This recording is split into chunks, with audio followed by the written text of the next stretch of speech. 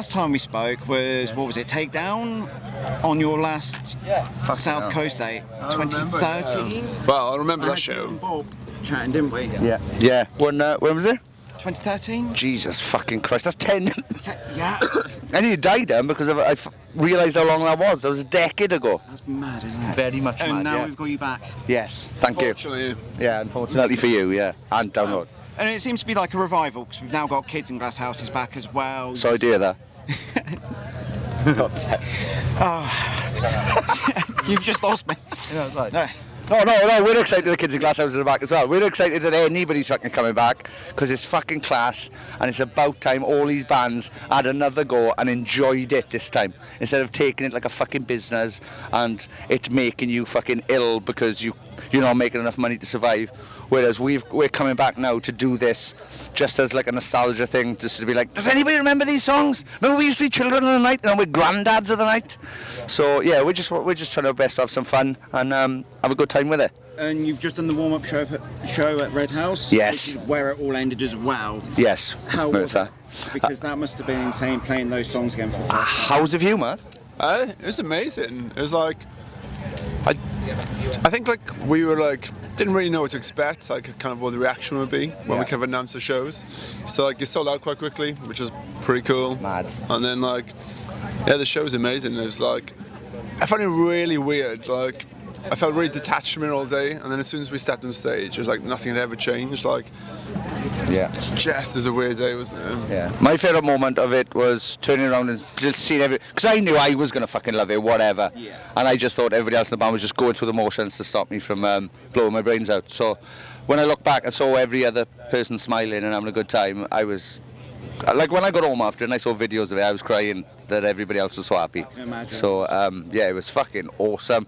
And yeah, like you said, like we didn't expect the crowd response because you normally get the first couple of rows of moshers, then it might be a bit of a pit, and then it's just old people who don't give a fuck, who are just there for the beer or whatever.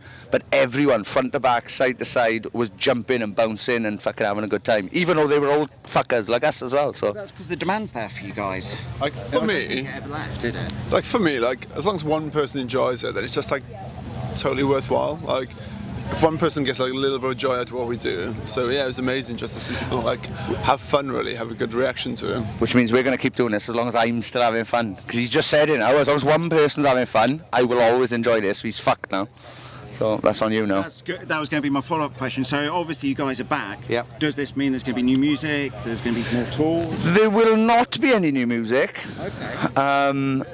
Just because we've had a big chat about it, and some of the members were so sad after it ended. Like, we genuinely mourned it. It was like the loss of a child, I guess, which is a harsh thing to say, but like it genuinely felt like some of us like genuinely felt like we lost everything, including who we were, because that's all we knew since we were kids.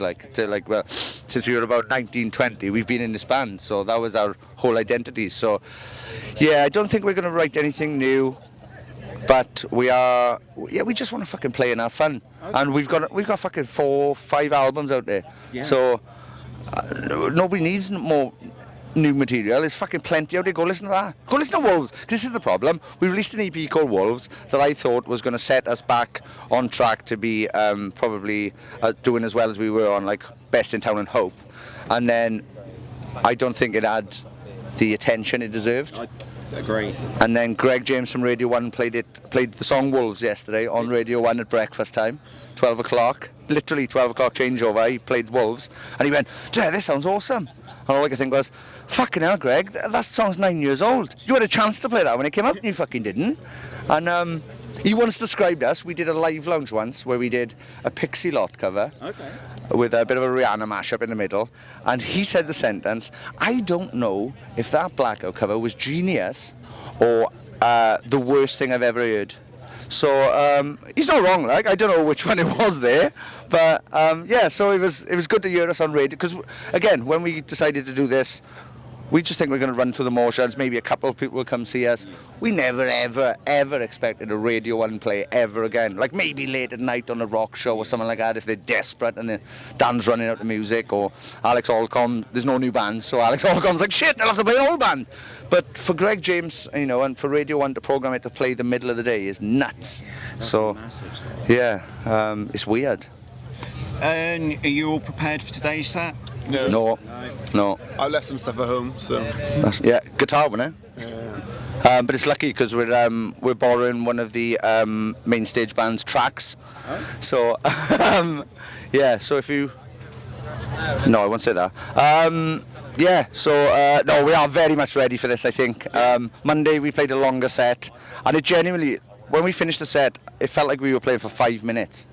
So this is going to be about 3 minutes today because it's an even shorter set. Did it feel long for you? I know. We play songs really quickly live anyway. Nice, yeah. So there's a point where I looked down my watch and we played like 4 songs in 10 minutes. So yeah, probably slow it down a bit today. It went quite quickly.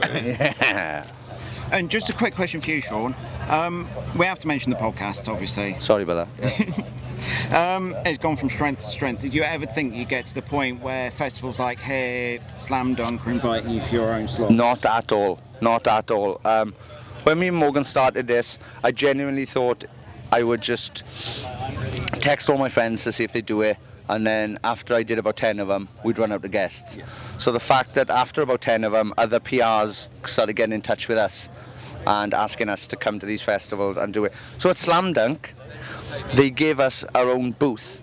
Yeah. So the booths were Kerrang! Magazine, the Sapling Podcast, and Rock Sound Magazine. So somehow, somebody at Slam Dunk, and I fucking love them for it, I think it's Emma Van Dyke's, thinks we're one of the biggest medias in rock, which is mental. It's strange, but no, it's been a ball, it's been a blast. If you haven't heard it, check it out. It's called Sapling Podcast, and we have some brilliant fucking guests telling amazing funny stories and deep stories and dark stories and weird stories, and yeah, I love doing it as well. And just one final question. You're no strangers to the festival circuits. We're asking each band this weekend what their advice would be for a first comer to a festival.